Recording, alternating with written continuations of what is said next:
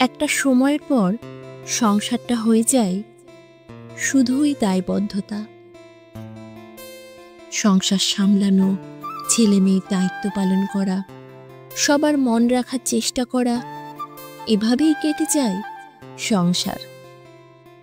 মনে হয় সব কিছু চলছে শুধুমাত্র অভ্যাসে, অভ্যাসের বাইরে কিছু নয়, বা একটা দায়বদ্ধতা যেটা আমরা চাইলেও এড়িয়ে যেতে পারি না।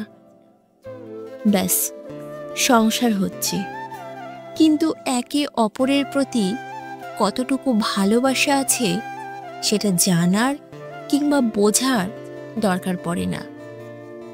সব কিছু সামলাতে সামলাতে আমরা ভুলেই যাই এই নিত্যদিনকার অভ্যাসের বাইরে আমাদের নিজেদেরও একটু সময় দরকার। নন্দিতা রায়ের বেলা শেষে সিনেমায় ব্যাপারটাকে খুব সুন্দরভাবে বোঝানো হয়েছে। শুধুমাত্র অভ্যাসের নিয়মে সংসার হয় না, শুধুমাত্র রোদ ছুঁয়ে দিলেই ভালোবাসার গভীরতা অনুভব করা যায় না। কখনো তো পাশের মানুষটার কাছে জানতে ইচ্ছে করে আমাদের মাঝে কি আদেও ভালোবাসা আছে, নাকি সবটাই অভ্যাস। একসাথে হাজারটা রাত কাটানোর পরেও অনেক কিছুই জানার বাকি থেকে যায়।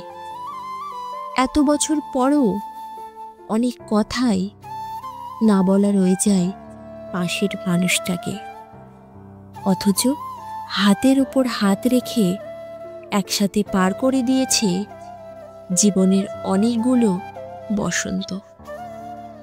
এত বছর পরও কি দুজনের মাঝে ভালোবাসার অভাব বোধ হয়?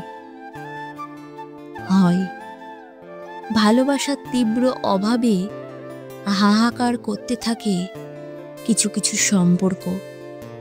কিন্তু ওই যে বললাম, দায়বদ্ধতা আর অভ্যাসের দায়ে কেউ কেউ ছেড়ে আসতে পারে না তথাকথিত সংসার। আমিও চাই না কোনো সংসার কিংবা কোনো সম্পর্ক ভেঙে যাক। আমি চাই কোনো সম্পর্কেই যেন কখনো ভালোবাসার অভাববোধ না হয়।